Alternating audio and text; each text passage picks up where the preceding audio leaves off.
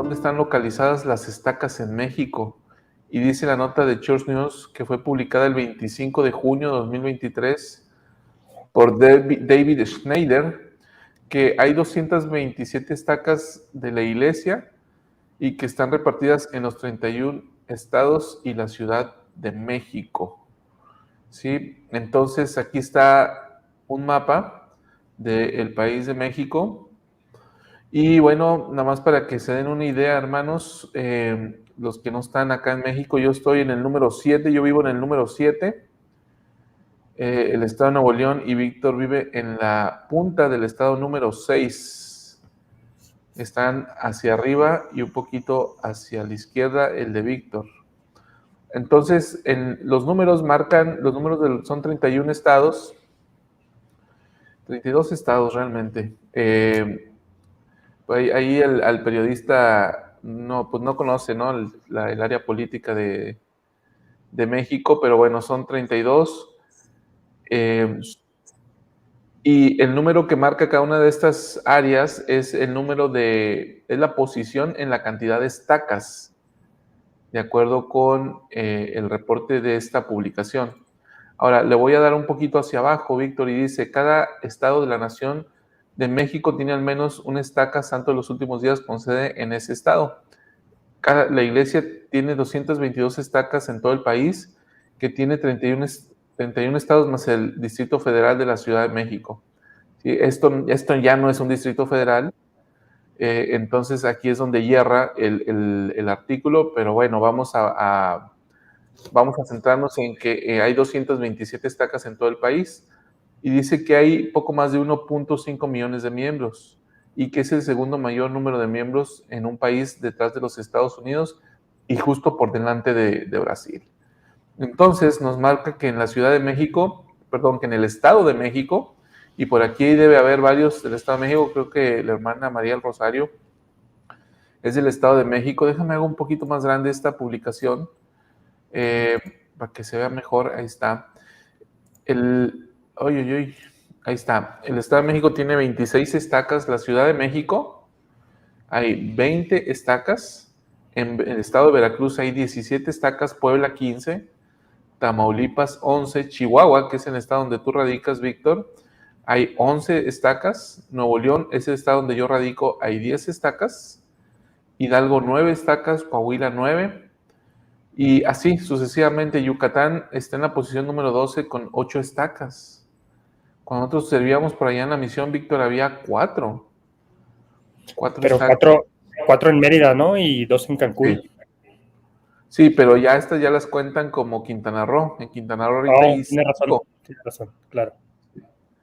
Ahorita hay 5 ya en el área de Quintana Roo, entonces no sé si las 5 estén o formen parte de Cancún o estén distribuidas. Había una en Chetumal en ese tiempo. Ajá. Ok, entonces debe haber 4 en Cancún y una en Chetumal. Muy posible, sí. Y bueno, Víctor, esta es la forma en la que están distribuidas las estacas acá en México. ¿Qué análisis podríamos hacer? Bueno, se ve bastante grande, ¿no? Y ahí los números lo dicen, y dice que es el país o el segundo país con más miembros de la iglesia. Ahora, en cuanto a la distribución de las estacas, pues también tiene cierta lógica, ¿no? El Estado de México y la Ciudad de México, que es donde se concentra más o menos el 20% de la población del país. Ahí viven unas 25 millones de personas, ¿no? Exactamente. Estamos hablando de 46 estacas 46 entre las dos entidades. Sí. Sí. Y luego vienen otros, me llamó la atención Tamaulipas, por ejemplo. No pensé que era tan grande en cuanto al número de estacas, que es ahí tu estado vecino. Sí. Fíjate, Puebla, llama la atención Puebla, es interesante. Sí es un estado, digamos, con mucha población, pero también es un estado tradicionalmente muy católico. Y eso me lleva a pensar que entre más católico sea el estado, también es más probable que haya más miembros de la iglesia, porque es mucho más fácil la conversión de un católico hacia la iglesia de Jesucristo de los Santos de los Últimos Días que siendo de cualquier otra religión aunque sea cristiana. Pues eso es de llamar la atención. No sé si has Sí, escuchado, pero Puebla tiene una cantidad inmensa de iglesias católicas o de templos o sí. capillas católicas. Sí, les dicen que la ciudad de Puebla tenía una iglesia por cada día del año, ¿no? En un área determinada. Sí, Entonces, sí, sí, sí. tradicionalmente sí, pero también ahí hay una tradición santo de los últimos días muy fuerte, dado que, digamos que fueron, por ejemplo, lugares como Nealtican, fueron lugares donde se asentaron pioneros santos de los últimos días y se hizo una comunidad fuerte, ¿no? De tal manera que la verdad es que se había tardado un templo para Puebla. Sí. Ahorita ya están para terminarlo, si es que no sigue clausurada la construcción, pero Puebla es tradicionalmente un área geográfica donde hay una comunidad fuerte. Ahora, también Puebla alimentaba en gran medida al templo de la Ciudad de México. O sea, los santos poblanos son muy fieles asistiendo al templo de la Ciudad de México, que les debe de quedar a 1 hora y media, 2 de distancia. Entonces, ahora ya con su propio templo en su estado, las cosas van a cambiar, pero sí hay lugares donde el arraigo por nuestra religión es fuerte. Cierto. Mira, aquí nos corrigen que es en Cholula, en el estado de Puebla. De hecho, es una ciudad Ajá. pegadita a la ciudad de Puebla, en donde hay muchísimas iglesias. Y ciertamente yo estuve ahí el año pasado y estaba yo parado en la plaza principal de Cholula y desde ahí podías ver 4 iglesias católicas sin moverme desde el punto en donde estaba. Sí, es impresionante la cantidad de iglesias que hay allí. Que esto es semejante a cuando tú vas al área del Valle de Utah, ¿no? En un espacio de 3 o 4 calles ves 3 o 4 capillas. Sí, es cierto. Ahí me tocó ver eso en Logan. Estabas parado Sí. y ahí podías ver 3 capillas. Estaba una enfrente otra y atrás otra. Claro que eran barrios de jóvenes adultos solteros y eran capillas muy colindantes a la universidad. Entonces, por eso se entiende, ¿no? Que hubiera tantas, pero sí es impresionante, ¿no? Que estás y de repente estás viendo 3 capillas sin moverte de un lugar. Y Dice la también hermana llama, Clara, sí, perdón, no, adelante. dime. También llama la atención Chihuahua, por ejemplo. Chihuahua es un estado grande, como lo pueden ver aquí en el mapa. El número Es 6. el número 6, ahí pintado de azul. Es un estado grande geográficamente, pero no tiene muchos habitantes. Estamos hablando que tiene entre 3 o 3.5 millones de habitantes. Oh, Sin embargo, es un estado en donde hay colonias, todavía llamadas colonias mormonas, en la época de la poligamia y que, que empezó a ser perseguida la poligamia en la iglesia en Estados Unidos. Se asignaron a varias familias, algunas se fueron a Canadá y otras hacia el sur o a México, en este caso en el norte de México, y fundaron 3 o 4 colonias, de las cuales persisten 2 colonias grandes, grandes no geográficamente, pero grandes en cuanto a cantidad de miembros. Entonces, cada una de esas colonias tiene una estaca y eso incrementa ahí el número de estacas en Chihuahua, aun cuando sean ya. comunidades pequeñas. Caso como el que Entonces, comentaba en Altica, en Puebla. entonces ¿en dónde hay? ¿Es Colonia Dublán, Colonia Y Juárez, Colonia Colonia, cómo Juárez. se? Sí, Sí. esas dos. Y bueno, algunas de estas estacas todavía hay familias tradicionalmente americanas Sí. y bueno, fuertes, de ahí salen algunas autoridades, incluso autoridades generales. Ahí nació Mitt Romney, no, este que llegó a ser apóstol, Sí, ¿me recuerdas Romney. el nombre? Marion G. Romney. Marion G. Romney, es que dije yo Mitt, no, Mitt es el político, es Marion Mides. G. Romney. Sí, bueno, de hecho el padre de Mitt Romney, o no recuerdo si el abuelo, son precisamente de las colonias mormonas de México.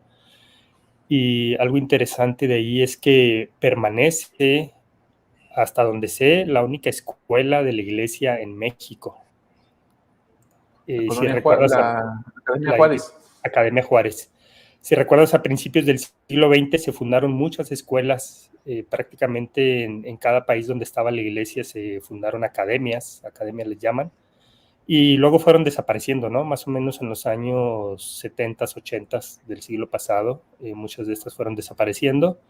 Incluso el Benemérito de la Ciudad de México, también escuela tradicional de la iglesia, también desapareció que hace unos 10 años más o menos, 8 años, y permanece esta escuela. Y es muy particular esta escuela, como les decía, está en un poblado pequeño que es en Colonia Juárez. Ahí hay un templo de la iglesia, por cierto, que atiende prácticamente solamente estas dos estacas y poco más. Y permanece esta escuela, ¿no? Y es una escuela con mucha tradición y con mucho nivel académico, muy buscada incluso por no miembros de la iglesia. Y para estudiar ahí, ¿las clases son completamente en inglés o es bilingüe? Es bilingüe, sí es bilingüe. La mayoría de las clases sí son en inglés. Solo que ahí el acceso para los santos de los últimos días está limitado a aquellos que vivan en el área geográfica, ¿no? Exactamente, tienen que vivir allí, así es.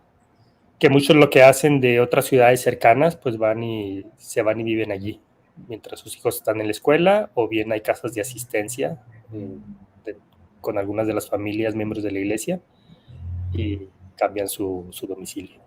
Ese es el requisito para estar ahí.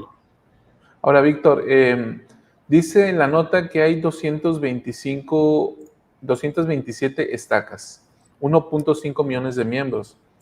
¿Realmente cuántos activos habrá? O sea, será interesante, pues, ¿qué te gusta? ¿500,000? 30%. ¿No? Sí. Se me hace mucho, ¿no? Porque andábamos, de acuerdo con los indicadores, andábamos por ahí de un 18% de asistencia. Sí, bueno, sí, depende. Yo creo que en promedio sí. Hay estacas en donde está el 27, 28% más o menos de asistencia. Entonces, sí, a lo mejor podemos cerrarlo en esos 20, 25%. Lo Estaríamos hablando cerramos al 20%. de Realmente 300 somos 300,000 santos activos. activos. Sí, ¿Sí? sí. O sea, la nota habla como México, como el país con la segunda cantidad de miembros más grande, pero realmente, si somos 300,000 en un país de 120 millones de personas, no estamos hablando de algo significativo, ¿no? Realmente, ahora sí que ahí está la profecía de Nefi, ¿no? Vi que los de la Iglesia del Cordero eran pocos en número. Así es. Muy pocos. Estamos hablando de, no sé, ni siquiera de 1% de la población en México. Sí. Bueno, 1% oficialmente, o poquito más del 1%, pero de activos, como decíamos, ni siquiera llega al 1%. Yo creo que pasa en todos los países de Latinoamérica. Sí. Sí, bueno, en registros, ¿no? Es lo que hay, 1.5 millones. Habría que ver qué tan actualizadas están las listas en cuanto a los que han fallecido, y definitivamente hay muchos que ya no se identifican como santos de los últimos días. Muchos conversos que fueron alguna vez a la iglesia por un mes, 2 meses, quizás un poco más, pero que hoy han dejado de asistir y que nunca tomaron una identidad. Entonces nosotros podremos tenerlos en listas y estadísticamente forman parte de ese 1.5 millones de miembros, pero al no haber esa identidad, pues ellos no se manifiestan como tal. Por ejemplo, y ese podría ser una razón por la cual en los censos no aparece una cantidad semejante de miembros como es el 1.5 millones de miembros. Así es. El propio artículo, déjame lo pongo en pantalla, nos lleva a esta misma información, donde yo le doy clic, déjame comparto esta otra pantalla, nos muestra dos cosas. Quiero mostrar dos cosas adicionales. Esto en cuanto a México, 1.507.720 miembros, 227 estacas, o sea que hay 227 presidentes de estaca. Hay 1.863 congregaciones, entre 1.369 barrios, hay 1.369 obispos y hay 494 ramas, 32 misiones, 47 distritos, 13 templos. y 383 centros de historia familiar. Eso es lo que nos muestra este mismo artículo. Y luego también nos da un enlace para ir a la distribución de miembros alrededor del mundo. Y dice, a ver, aquí está la misma nota, déjame la comparto. Aquí está. Y esto ya es un poquito más global. ¿Cuáles son las 4 naciones con más santos de los últimos días? Y bueno, aquí nos marca esta estadística. El 40.6 de los santos están en Estados Unidos, 4.9 en Filipinas, 3.0 en Europa, 16.6 en Sudamérica, sin contar a Brasil, el 8.6 en Brasil, el 6.1 está en Centroamérica y el Caribe.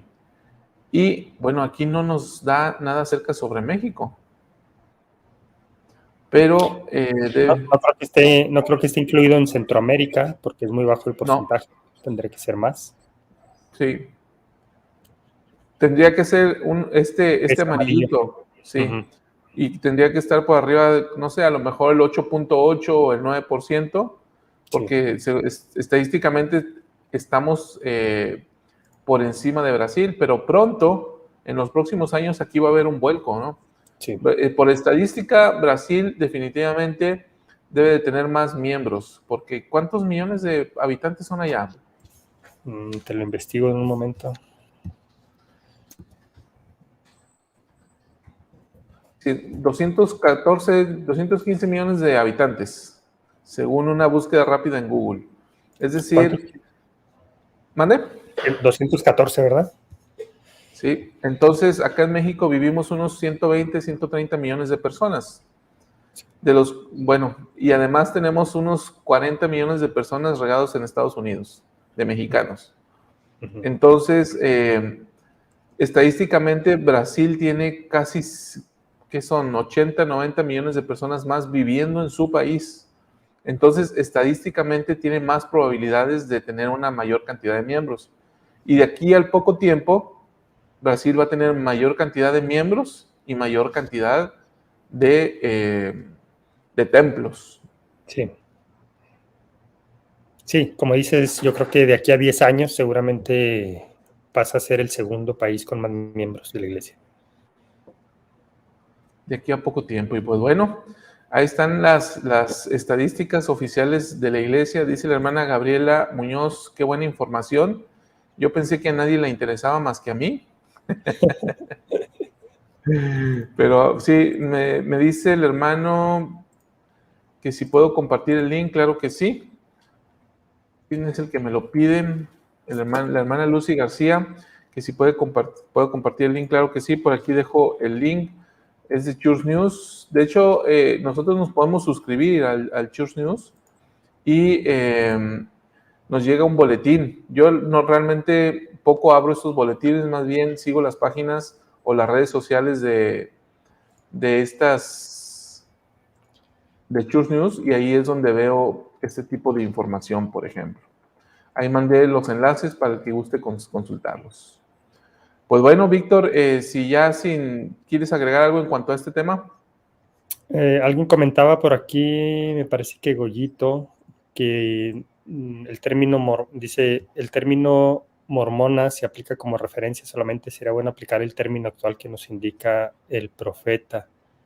Es correcto, Goyito, solo que estamos hablando de áreas geográficas tradicionalmente llamadas así, no solo por miembros de la iglesia, sino por la comunidad en general, ¿no? Aquí se hace referencia a las colonias mormonas de esa manera, y eso no va a cambiar, ¿no? Aunque nosotros digamos son las colonias, ¿cómo diríamos? Colonias de miembros de la Iglesia de Jesucristo de los Santos de los Últimos Días, pero para el resto de la población siguen siendo las colonias mormonas de aquí del norte de México. Entonces, no es un nombre oficial de la iglesia o no está relacionado directamente, sino que ya es una connotación del tipo demográfica o geográfica. Sí, es más o menos parecido a lo que sucede en el área de Utah, ¿no? Cuando decimos que que se le llama el Estado Mormón. Exactamente. Sí, en Estados Unidos le llaman así el Estado Mormón. Y pues bueno, aunque sí tiene sus raíces en la acotación, o el mote, más bien el mote mormón, lo cierto es que ya la zona ya cobró un nombre por sí solo. Entonces ya no necesariamente lo tienes que enlazar al nombre de la iglesia para que se reconozca la zona como tal. Así es. Ahí está entonces la información, Víctor. Y bueno, algo relevante, Víctor, que platicamos el día de ayer en cuanto a esto, es lo que sucedió en el año 2017-2018.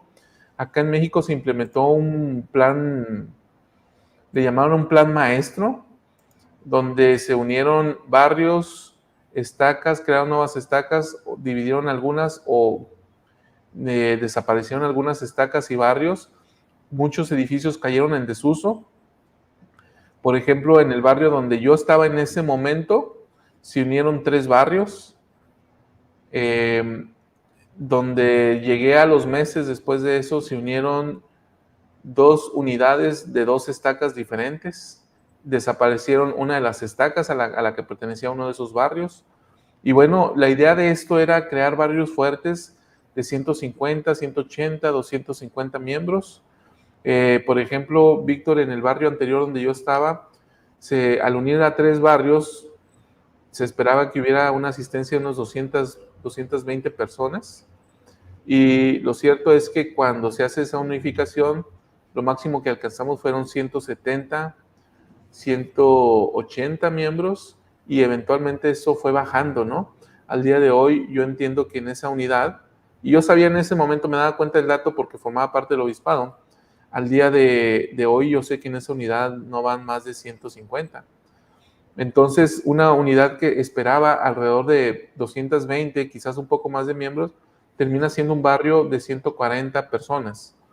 La unidad a la que me cambié a los meses y es en la que estoy actualmente, pues juntan 2 unidades que entre las dos, pues probablemente iban a alcanzar una cantidad de unos 150 miembros, 160 miembros activos. Al correr de los años, ¿qué es lo que sucede? Lejos de crearse un barrio más fuerte y más consolidado, tenemos un barrio donde apenas alcanzamos los 100 miembros de asistencia los domingos en las reuniones sacramentales. Entonces, este plan maestro, Víctor, ha resultado en un ejercicio muy interesante que yo creo, y es mi opinión personal, que no resultó. Pues no, porque al contrario de notar un crecimiento, se ve un decremento. Entiendo que eran barrios pequeños que lo que se buscaba era fortalecerlos, es decir, la idea parecía buena, ¿no? Tienes un barrio en donde están asistiendo 70, 80 miembros, pues juntas 2 o 3 barrios y ya tienes una asistencia más grande, el barrio se hace fuerte y por un efecto, ¿cómo se llama? Un efecto natural, pues tendría que seguir creciendo, pero realmente no fue así y sería bueno analizar el por qué, ¿no? No creo que sea el momento, pero sería bueno que se analizara el por qué no fue así e incluso poder regresar, ¿no? Si las cosas no funcionan de alguna manera, se puede regresar, porque como tú decías, hay capillas que no están siendo utilizadas, Sí, tampoco las han vendido. sí. Yo conozco al menos una capilla aquí en el estado de Chihuahua que la tienen como almacén. Y se siente un poco de nostalgia porque fue en esa capilla en donde yo me bauticé, en donde fue mi primer barrio. Y ahora está como un almacén, ¿no? Ahí guardando cosas que no sirven de otras capillas. Entonces es bastante interesante. Pero fíjate que no se implementó en todo el mundo, empezó como plan piloto en California, si no mal recuerdo, y luego se implementó en pocos países como México y Brasil, y no sé si alguno más. Y eran eso, ¿no? Eran programas piloto para ver si funcionaban.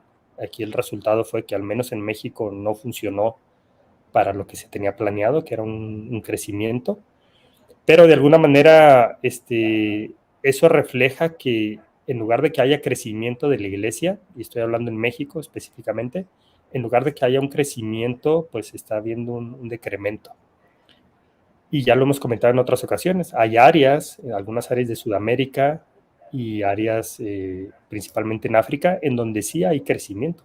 No significa que la iglesia no esté creciendo, sin embargo, el crecimiento ya no es por este lado del mundo. Sí, dice el hermano Alvaradejo, ¿no? Citándolo a él, él es de la idea de que va a llegar el día en el que se van a usar esos edificios. Y no solamente esos edificios, sino todos los edificios dedicados a la adoración religiosa o a la adoración a Dios, sea de cualquier denominación religiosa. Y él basa su creencia en que todos van a, que cuando empiecen los grandes eventos del Apocalipsis, pues muchos van a venir corriendo a conocer la iglesia verdadera de Jesucristo y que nosotros los santos vamos a empezar a ejercer un ministerio tan grande y va a ser necesario tantos edificios de gente que sí va a venir a acudir a Jesucristo que no nos vamos a dar abasto en la capacidad de los edificios que tenemos en uso actualmente. Así Entonces, es. dice él dice, por esa razón no vendemos los edificios, ¿no? Esa no es una postura oficial de la iglesia. De hecho, yo no se la he escuchado decir a alguna autoridad general. Esa es una particular creencia de él en ese sentido. De acuerdo. Voy a leer algunos comentarios al respecto. Dice la hermana Eloísa, he escuchado comentarios que tenían la capilla muy cerca y ahora tienen que hacer 1 hora. Sí, esto fue una de las de los grandes temas, ¿no? O sea, cuando tuvieron que ir a edificios más lejos, para algunos no fue tan fácil. Y la integración en los barrios no fue fácil. Y la división que se hizo fue bastante interesante porque pues el corte de la división del barrio viene por aquí, pero aquí hay una familia que es una familia fuerte, ¿dónde la dejamos? De este lado, no, hace falta más de este lado y ahí hacían un corte medio raro. Entonces, ese tipo de cosas no fomentó, en mi punto de vista, la integración y la unión y este sentido de pertenencia, Víctor, fue lo que se perdió, ¿sabes? Ahora que lo reflexiono, fue lo que se perdió con el plan maestro, porque tú estabas identificado, ahorita tú lo dijiste, ¿no? A un edificio, siento nostalgia, yo también me pasó lo mismo con el edificio donde yo crecí, ya está en desuso. Entonces yo tenía una identidad por ese barrio, por ese nombre y por esas personas y por ese edificio. Y ya no está el barrio, ya no existe con el nombre, ya no existe el edificio o ya no se usa y los miembros quedaron, los miembros de arraigo, ¿no? Que ya viven ahí de una manera definitiva, ya quedaron divididos en distintas unidades. Entonces se perdió esa identidad según alcanzo a apreciar ahora. Y fíjate que otro fenómeno que yo observé, al menos pasó en mi barrio hace más o menos 2 o 3 años, de 2 barrios, bueno, era un barrio más grande y se le quita más o menos como 80 miembros y se pasa a mi barrio que era más pequeño. Pero de esos 80 miembros que pasan al barrio, realmente 20 o 25 eran activos y el resto eran menos activos. Aquí la cuestión es que nadie los conoce en mi barrio. Sabemos los nombres y no tenemos idea de quiénes son. Y la realidad es que hacemos poco por ellos o poco por buscarlos. No hay una justificación para no buscarlos, pero mi punto es que en su barrio anterior seguramente algún líder los conoce, los identifica y tenía cierta afinidad con ellos, lo cual podía llevar pues de una manera más genuina a buscarlos o estar al pendiente de ellos. Mismo caso de los que no iban tan frecuentemente a la capilla, a lo mejor de esos que se aparecen una vez cada 2 o 3 meses, pero al saber que ya pertenecían a otra unidad, seguramente ya dejaron de asistir, ¿no? Porque precisamente perdieron ese poco arraigo que tenían hacia un barrio y que de repente les dicen, no, ya tú asistes a otro barrio en donde no conocen prácticamente a nadie, pues también yo creo que ahí se nos perdieron bastantes. Así es. Este punto es bastante interesante, Víctor, el que estás mencionando, porque ahora mismo viene a mí un nombre y se llama hermano Aurelio Rocha. Y el hermano Aurelio Rocha era el que cuando había que buscar a alguien, él era el que se acordaba, sí, este hermano se bautizó en tal época, vive en tal lado, sí, y yo me acuerdo perfectamente cómo él tenía esa memoria para recordar a aquellos que alguna vez habían estado entre nosotros y poder ubicarlos y decir quiénes integraban la familia, dónde vivían, a qué se dedicaban. Él tenía eso, ¿sí? Entonces, eso se perdió. Sí. Dice la hermana Emilia Garzón, lamentablemente la pandemia ha impactado mucho en los barrios del mundo y todavía le ponemos la pandemia y bueno, Mercedes, hace un mes mi rama se volvió barrio, excelente. Verónica, aquí en mi estaca no funcionó y bajó la asistencia, así es. También acá, ¿no? Lucy, creo que en ocasiones sucede por el orgullo porque al unirse tal vez unos sienten que son mejores que otros y creo que sí se puso así por revelación. Si se puso así es por revelación, ¿no será un cernidor? Uy, uy, ¿qué piensas, Víctor? Bueno, seguramente es inspiración, ¿no? El hacer este tipo de cosas. Seguramente hubo una inspiración detrás de eso, pero por algo solamente fue, digamos que un programa piloto, afortunadamente, ¿no? Porque en este caso no funcionó. No sé si en alguna parte donde se haya implementado, en California o en Brasil, o en otras áreas de México que no conozco, no sé si haya funcionado, es posible. Por lo que conocemos no funcionó y más bien que ayudar afectó.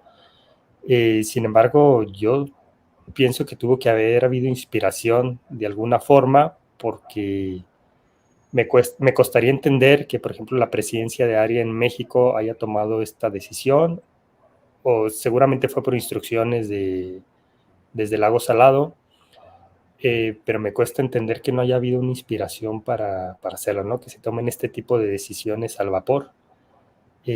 Lo que pasa es que quizás los que fallamos somos los miembros o los líderes, ¿no? En ese sentido de por qué no buscar a esos miembros que están en las listas y que no conocemos, pero que merecen que alguien los recuerde y que alguien vaya por ellos y que alguien les diga, este es tu nuevo barrio y aquí eres bienvenido. Quizás esa es la parte que no estábamos preparados. Está interesante el punto, Víctor. Las decisiones inspiradas como estas a veces pueden llevar al fracaso. Yo creo que sí, porque es una prueba para nosotros y a lo mejor nosotros somos los que no cumplimos en nuestra función o en lo que nos correspondía dentro de esa, en este caso dentro de ese plan maestro o dentro de esas, de esos cambios que se hicieron. Tal vez no estábamos a la altura, pero tiene que ser una experiencia para nosotros, un aprendizaje. Es interesante el punto de vista, ¿no? Porque yo soy más de la idea que el Señor simplemente permite que tomemos decisiones en cuanto a la división de los barrios y las estacas. Y no sé, yo no sé si hablar de inspiración o no, yo simplemente hablo de una decisión que tomó alguien o un grupo de personas o la presidencia aérea, no lo sé, quién haya tomado esa decisión, eh, pero está basada muchísimo en estadísticas. Alguien me decía hace poco, lo que pasa es que cuando hicieron eso, nos vieron como costales. Y sí, o sea, según donde estén acomodados los costales, así, así establecimos las zonas y los límites de los barrios y las estacas. Entonces, ahí es donde es interesante el punto, la división entre la decisión donde Dios simplemente permite y lo que realmente Él, no creo que Él se meta en todas estas cosas, pues simplemente deja que nosotros decidamos y los resultados me parece que ahí están. Entonces yo ya no sé si hablar o no de inspiración. Pero fíjate que supongamos que la instrucción viniera desde el lago Salado, entonces el área tiene que implementar esto, pero no se hace tampoco al vapor. Yo recuerdo en ese tiempo yo era consejero de la presidencia de Estaca y mi presidente Estaca en los consejos de coordinación, es decir, reunido con los otros presidentes de Estaca y el presidente de misión y el 70 que coordinaba ese consejo, ellos tomaron varias sesiones para decidir. Entonces, ellos conocen sus estacas y ellos conocen sus barrios o conocían sus barrios en ese momento. No sé si me explico. Es decir, no es que haya venido una instrucción desde el lago Salado de vas a dividir de esta manera sin conocernos, sino que fueron los propios presidentes de estaca los que se involucraron en esos planes de las nuevas distribuciones geográficas y las fusiones de barrios. Entonces era con conocimiento de causa. Ahí es donde se me haría raro o no veo que aplique eso que tú dices, ¿no? De que fuimos vistos nada más como números y una distribución como tiene que ser y no importa lo que vaya a afectar. Me parece que sí fueron decisiones pensadas, pero tal vez no se vio más a futuro. Entonces ahí es donde tú dices, ¿es inspiración o no es? Yo pienso que un consejo de coordinación donde está un 70 y varios presidentes destaca y con la autorización del área y con el visto bueno de oficinas generales de la iglesia, algo de inspiración tuvo que haber habido. Yo insisto en que la falla pudo estar en los miembros de la iglesia que no estábamos a la altura, o el liderazgo local en la iglesia que no estaba a la altura de esos cambios. Entonces tú, en tu postura, la pelotita de la responsabilidad se la das a los santos en las unidades. Sí. Sí. Ok. Y yo voy más de la otra idea, ¿no? Porque al final recuerda que cuando se hicieron los cambios, lo que hicieron en las unidades es poner en un mapa geomapa, no sé cómo le llamaban, para localizar dónde estaban los miembros, dónde estaban los pagadores de diezmo íntegro y dónde estaban ubicados los pastores del sacerdocio, que finalmente son los indicadores que determinan las unidades y las estacas. Entonces, con base en eso, no fue tu presidente estaca el que determinó la división, sino que fueron unas personas en la Ciudad de México que determinaron hasta donde yo entiendo, y a lo mejor aquí alguien me puede sacar del error, pero no fueron ellos los que determinaron, no fue localmente que se determinó la unidad. Tú dices que sí. Sí, a mí me consta que fue localmente. De hecho, había un plan maestro aquí para la ciudad y que estaba totalmente organizado por el 70, que coordina el Consejo de Coordinación, y los presidentes de estaca. Luego ese plan no fue aprobado, en realidad, tal como lo querían aquí los presidentes de estaca, no fue aprobado, y entonces sugirieron de las oficinas del área en México que se hicieran cambios menores, que no se iba a ir por el plan completo de hacer los cambios, y dentro de esos cambios menores ya fue un acuerdo entre presidentes de estaca y el 70, ya fue una decisión más local. Entonces, Víctor, al final el resultado nos dice que no fue un éxito. Sí, Entonces, eso es un hecho. yo ahí, por esa sola razón, por el resultado, yo no vería una decisión inspirada. Pero fíjate, podemos ver que no es un éxito en cuanto a los números, pero ¿no será que ya estamos en el tiempo de separar el trigo de la cizaña? Pues era lo que decía ahorita la hermana, que fue un cernidor.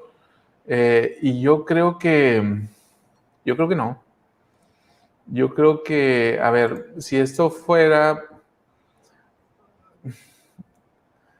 no sé, o sea, o todavía podría ser que todavía hay mucha cizaña dentro de la iglesia. Es más, los golpes en la iglesia van a comenzar desde adentro. O sea, cuando las cosas se pongan feas, desde adentro van a empezar los golpes más duros, desde los mismos miembros de la iglesia, ¿no? Sí. Y ahora mismo vemos cómo están siendo atacados. Y yo no veo que muchos de los que quedaron fuera, sean ese tipo de cizaña, sino más bien veo que muchos de los que se quedaron fuera se fueron simplemente aquellos que no sintieron una identidad, que ya no sintieron una identidad, una afinidad, que necesitaban un poquito de un empujoncito de alguien que los jalara, algún amigo, ¿no? Y fueron olvidados en el camino, pero fueron olvidados a lo mejor no deliberadamente, sino que fueron olvidados porque simplemente ya no los conocíamos, como pasó en esta unidad que tú acabas de mencionar. Sí, o sea, realmente son varias teorías, ¿no? Pero lo que yo insisto es en que no son decisiones tomadas al vapor, realmente son pensadas y realmente la intención era buena. Es decir, yo no digo que haya venido el Señor y les haya dicho directamente tienes que hacer estos cambios, obviamente no funciona de esa manera, pero no creo que se hayan tomado esas decisiones sin realmente reflexionar en ellas, sin realmente orar al respecto. Me parece que tuvo que haber habido un proceso de ese tipo. Entonces, sí, es triste, ¿no? Que no haya funcionado, y es triste que muchos de los hermanos no se aparezcan en las capillas por todas estas cuestiones que comentamos, pero yo creo que en todo caso no todo está perdido, ¿no? Por aquí alguien comentaba, ¿y por qué no vamos por esos que están inactivos? Pues ahí está la cuestión, ¿no? De las cosas, ¿por qué no lo hacemos? Sí, la hermana Elisa Coqueta, ¿no? Decía que para ella más que interesante le parecía una preocupación ver qué estamos haciendo en la administración y qué estamos haciendo en relación con la obra misional. Sí. Pues bueno, pues ahí está entonces el dato, ahí está la cantidad de miembros, la cantidad de activos, qué tan claros y qué tan claros son. Me parece que pueden ser un tanto engañosos. En números, el 1.5 millones de miembros, la verdad es que nos convertimos en 300,000 activos, 400,000, 500,000 si tú quieres a lo mucho. Y de esos, además, ¿cuántos pagadores de diezmo íntegros hay? Todavía, ¿no? Entonces, ahí me parece que sí es el filtro, Víctor. Ahí sí es donde se separa. Pero no haciendo divisiones geográficas para ver quién sí continúa viniendo y quién no. Me parece que no va por ahí. Dice la hermana Elisa que se está viendo la cizaña muy fuerte dentro de la iglesia, sobre todo en el ataque a los líderes. Yo más que el ataque a los líderes lo veo el ataque a la doctrina y a la creencia de la iglesia, pero sí es cierto, esto es cada vez más fuerte. Nos dice Natanael, el retroceso, crecimiento de la obra de Dios depende de la fidelidad de sus miembros. Sí, es correcto. Dice Alicia, yo estoy de acuerdo con hermano, mis hijos se apartaron de la iglesia desde que no vamos al mismo barrio donde nacieron. Y bueno, esto también se debe a que la conversión no había sido una conversión profunda, ¿no? Pero cuando no hay una conversión tan profunda, la pertenencia ayuda. Ayuda, sí. La pertenencia ayuda. Dice la hermana María Soledad, ¿ustedes creen que Dios no sabía que el plan maestro iba a provocar eso? Claro que lo sabía, no significa que estuviera de acuerdo, pero lo permitió por el beneficio de su obra. La pregunta es, ¿cómo nos benefició eso? O sea, ¿realmente nos benefició como iglesia? ¿O realmente benefició la división a los que se quedaron o a los que se fueron? Mira, yo creo que sí, tanto el área como la iglesia en general y las otras áreas en donde esto sucedió. Por aquí también alguien comentaba que en California pasó lo mismo.